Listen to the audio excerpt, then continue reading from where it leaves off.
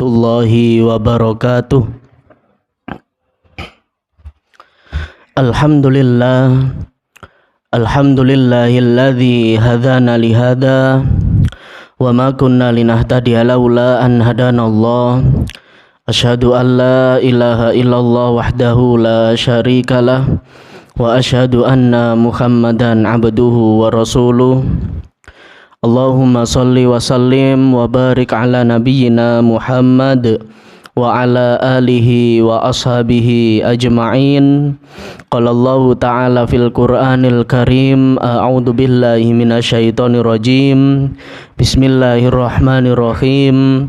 Ya ayyuhalladzina amanu taqullaha wa qulu qawlan sadida yuslih lakum a'malakum wa yaghfir lakum dunubakum wa may yuti'illaha wa rasulahu faqad faza fawzan 'azima. Wa qala Rasulullah sallallahu alaihi wasallam, laisal ghina an kathratil ardi walakinnal ghina ghinan nafsi amma ba'du. Hadirin Bapak Ibu jamaah salat subuh yang dirahmati dan dimuliakan oleh Allah Subhanahu wa taala. Pertama, marilah kita bersyukur kepada Allah dengan kudrah dan iradahnya. Sampai titik ini Allah masih berikan kesehatan kepada kita.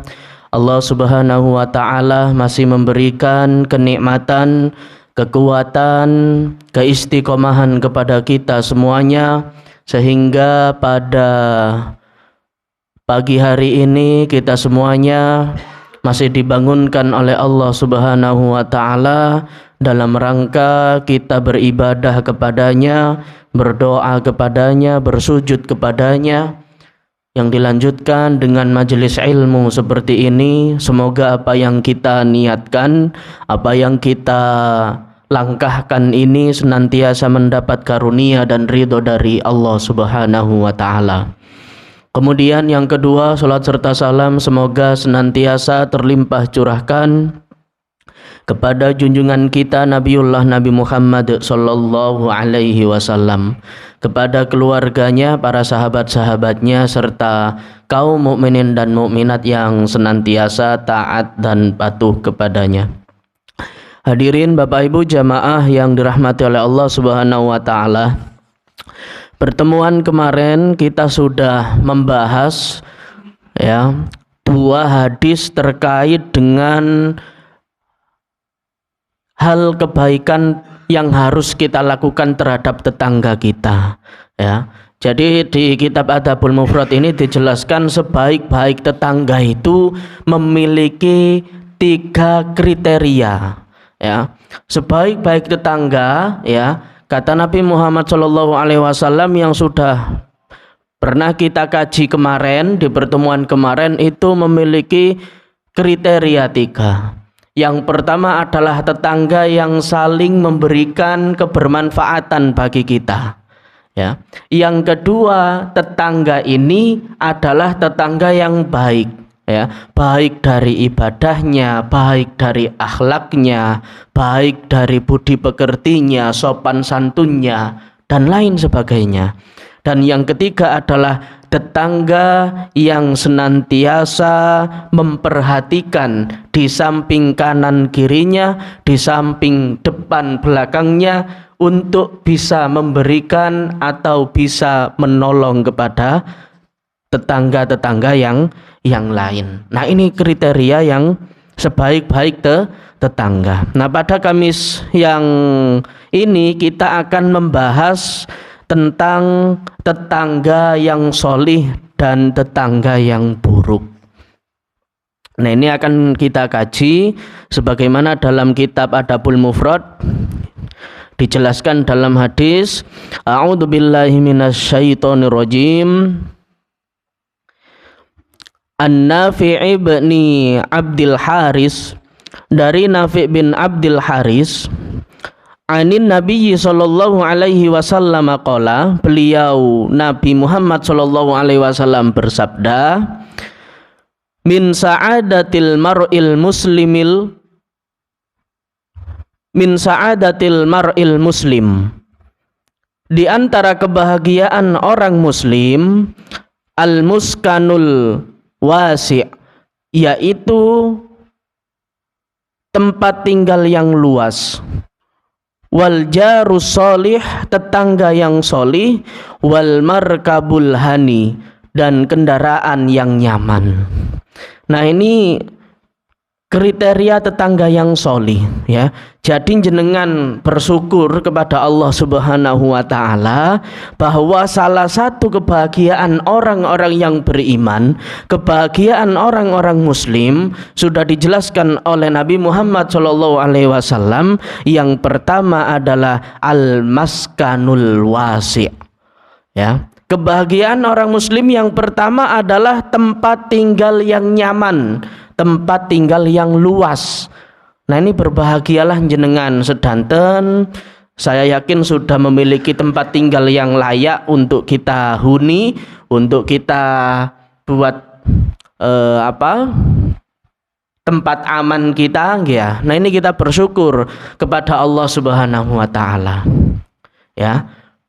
Nah, ini rumah-rumah yang jenengan tempati ini nanti akan kita kaji, ya, di bab Adabul Mufrad jilid 2 kalau tidak salah, ya, terkait dengan bagaimana kita merawat rumah kita, bagaimana kita meruqyah rumah, bagaimana kita, di situ ada perintah untuk membaca Al-Qur'an untuk melindungi dari godaan setan dan lain sebagainya. Tapi hari ini kita akan membahas terkait dengan tetangga yang solih.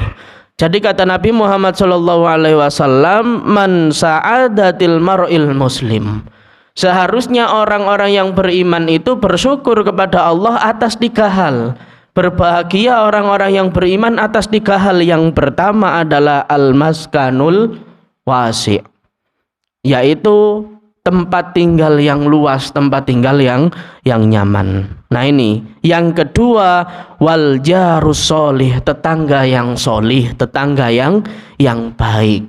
Percuma ngapunten rumah jenengan magrong-magrong, ya, gawede luas, tapi nek ambek tonggo sik tukaran, ya. Nah, itu apa ya? Masih ada rasa ketidaktenangan dalam hati kita. Ya, meskipun rumah kita sederhana, ya, meskipun rumah kita kecil, tapi nek ambek tonggo-tonggone rukun, guyub, ya, insya Allah bahagia Bapak Ibu. Ya, ketika kita membutuhkan pertolongan, kita dibantu dengan tetangga yang lainnya, dan sebaliknya ketika tetangga kita memerlukan bantuan, ya, memerlukan pertolongan, kita bantu. Nah, ini adem urip itu, ya. Dan yang ketiga adalah wal markabul hani, kendaraan yang nyaman loh, ya. Wis duwe oma, ya, pun duwe tonggo sing apik, duwe kendaraan. Nah, ini kita harus patut bersyukur kepada Allah Subhanahu wa Ta'ala. Adapun kandungan hadisnya, tetangga yang solih merupakan nikmat yang sangat besar bagi seseorang. Karena itu hendaklah ia bersyukur kepada Allah atas hal itu. Demikianlah juga rumah yang luas, kendaraan yang baik, jika hati miliknya selalu berzikir kepada Allah Subhanahu wa Ta'ala. Itu merupakan salah satu nikmat yang Allah turunkan kepada kita loh, ya. Jadi salah satu nikmat yang harus kita syukuri ini tadi adalah 3 hal itu. Salah satunya yang paling utama adalah kita diberikan oleh Allah tetangga-tetangga yang baik, tetangga-tetangga yang solih, tetangga-tetangga yang bisa mengajak kita untuk kebaikan. Itu kita bersyukur, ya. Jadi nek misalnya jenengan sampun ngira-ngira tetangga sing apik iku ya nopo, nah itu kita baiki sekarang, ya. Kita apii, ya. Itu salah satu anugerah nikmat yang besar dari Allah Subhanahu wa Ta'ala. Berbeda dengan kita memiliki rumah, berbeda kita sudah memiliki kendaraan, fasilitas-fasilitas pribadi yang lain yang untuk memudahkan diri kita untuk mengingat kepada Allah Subhanahu wa Ta'ala, untuk beribadah, untuk berzikir, untuk melakukan kebaikan, untuk bekerja, beraktivitas. Ya, itu yang harus kita syukuri yang kedua. Karena apa? Rasulullah SAW juga mengingatkan kepada kita dalam hadisnya, kullu ni'matin la tuqarribu minallahi fahiya baliyah. Kata Nabi, setiap kenikmatan yang Allah turunkan tapi kok tidak mendekatkan diri kita kepada Allah, justru kita jauh dari Allah, maka itu adalah bukan nikmat tapi adalah musibah. Jadi hati-hati. Kalau Allah Subhanahu wa taala sudah memberikan kenikmatan, kalau Allah Subhanahu wa taala sudah memberikan kemudahan kepada kita, sudah memberikan fasilitas hidup kepada kita, apapun itu bentuknya, kok tidak mendekatkan diri kita kepada Allah, maka kita harus hati-hati. Boleh jadi nikmat yang Allah turunkan ini menjadi malapetaka, menjadi musibah. Kita punya sepeda, kita gunakan untuk ke masjid, nggih. Kita punya mobil, kita gunakan untuk ke masjid. Kita punya rumah, kita gunakan untuk hal-hal yang baik, ya. Hal-hal yang baik itu misalkan omahe ngajeni, omahe dirawat. Nah, itu salah satu bentuk kebaikan kita, ya. Berbeda dengan kok misalnya duwe lahan, duwe rumah tapi dienggo maksiat. Nah, itu yang berbeda lagi konteksnya. Nah, inilah yang bisa kita ambil ibrahnya, bahwa salah satu hal yang harus kita syukuri adalah bukan hanya dari harta saja, bukan hanya dari banyaknya kendaraan yang kita miliki, bukan hanya dari rumah yang nyaman, rumah yang mewah, rumah yang luas, tapi salah satunya adalah kita masih diberikan oleh Allah tetangga-tetangga yang baik. Gitu Bapak Ibu. Sekarang kita menginjak tetangga yang buruk, ya. Sebagaimana Nabi Muhammad SAW bersabda, ini hadis Hasan, ya. Tadi yang hadis pertama tadi hadis riwayat Imam Bukhari, ya. Sekarang hadis Hasan diriwayatkan oleh An-Nasa'i.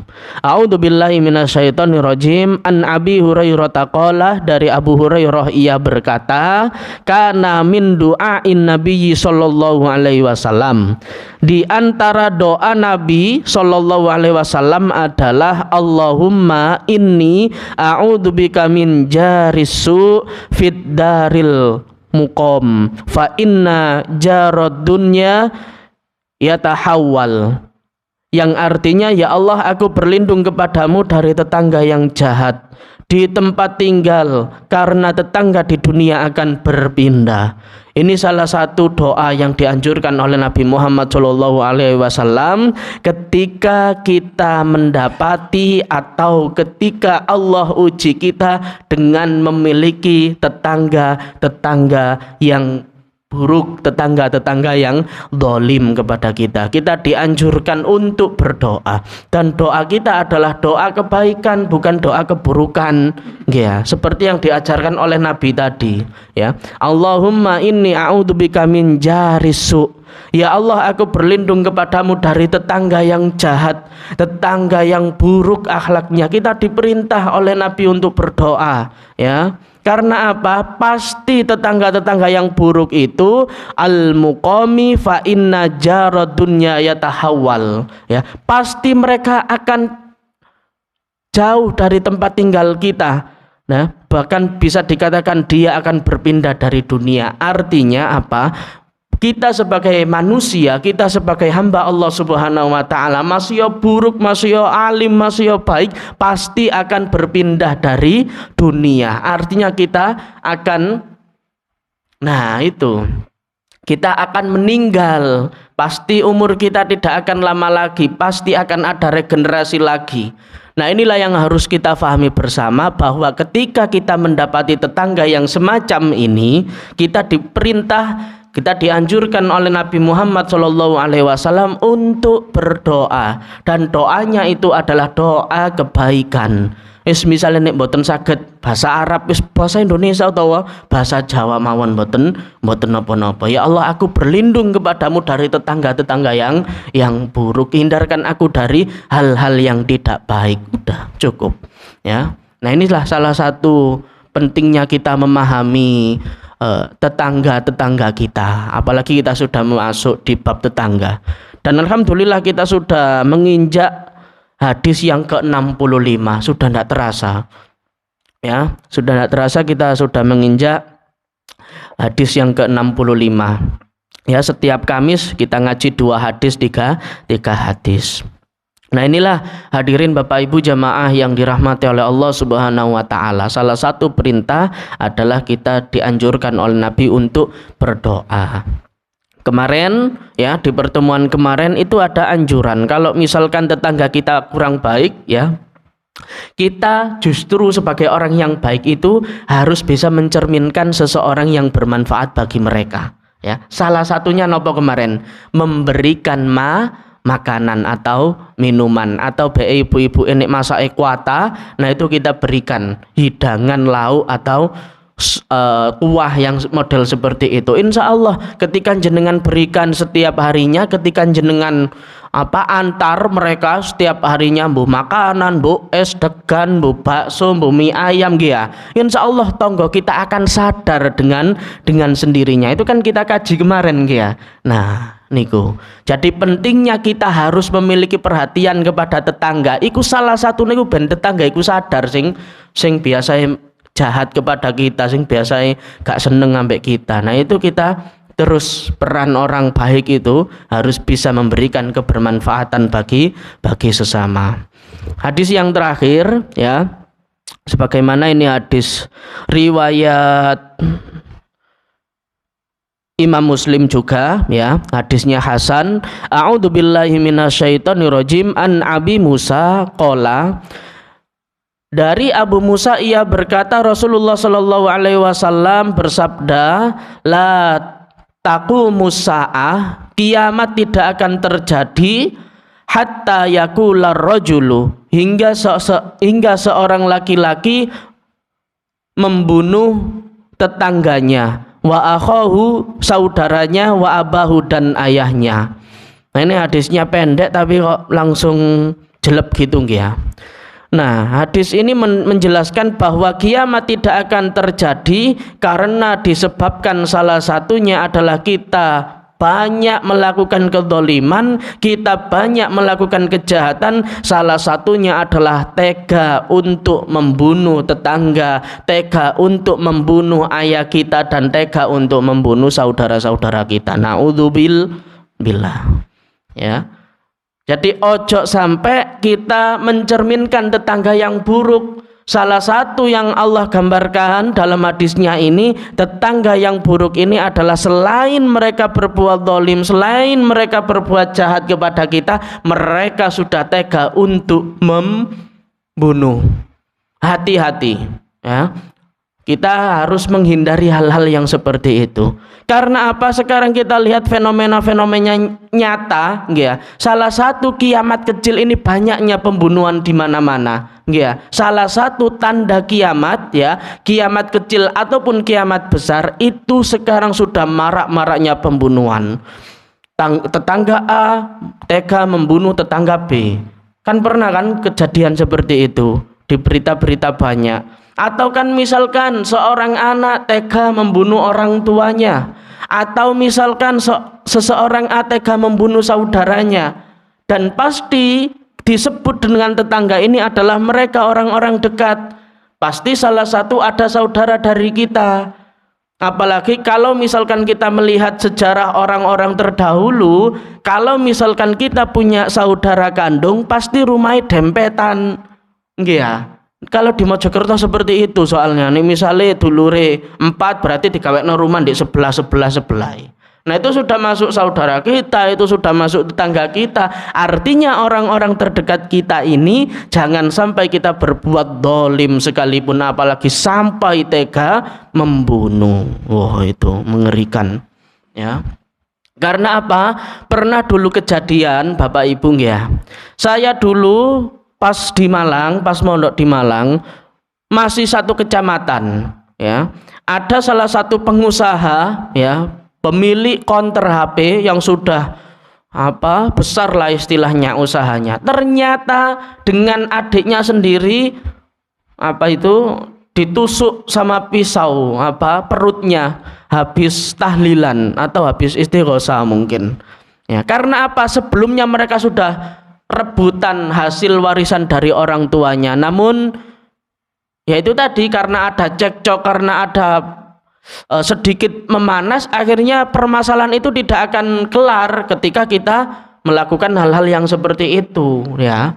Pasti kita harus membutuhkan misalkan seorang ustadz untuk menengahi perkara itu, ataupun kita sebagai anak harus bisa menengahi dari orang tuanya atau kakaknya atau nah itu jangan sampai kita berlaku kejam terhadap orang-orang di sekitar kita. Ini kandungan hadisnya. Di antara tanda-tanda kiamat kecil, terjadinya kiamat adalah meluasnya pembunuhan. Loh. Hal ini tidak berarti peperangan yang dilakukan oleh kaum muslimin terhadap orang-orang kafir, bukan, ya. Yang dimaksud di sini dalam hadis ini adalah pembunuhan yang terjadi antar muslim, yakni kaum muslim saling membunuh. Loh. Ya, hati-hati ini masuk tanda-tanda kiamat kecil, kiamat sughra, ya. Hati-hati. Tapi saat ini faktanya itu ya Allah, pembunuhan itu di mana-mana. Ya.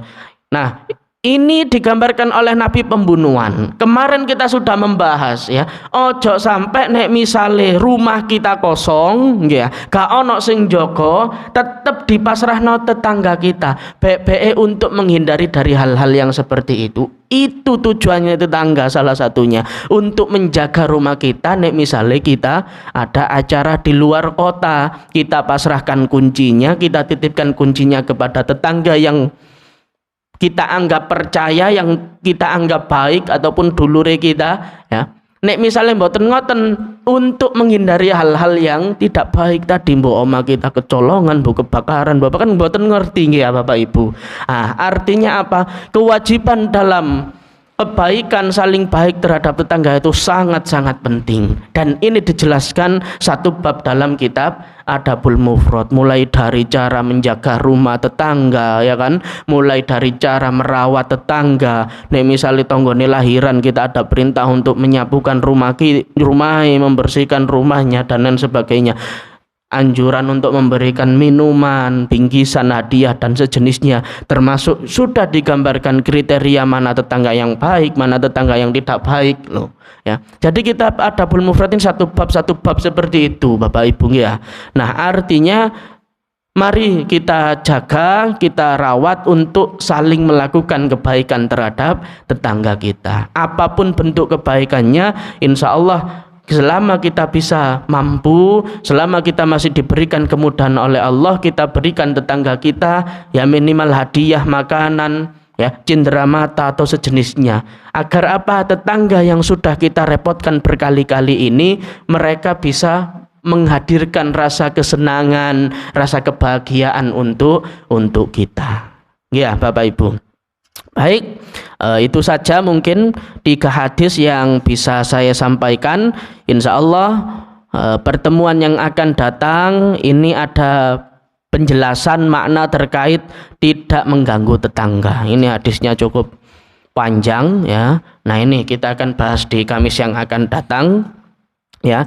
Jadi anjuran tidak mengganggu tetangga, ya. Demikian Bapak Ibu, apa ada pertanyaan? Barangkali bertanya. Mboten wonten nggih.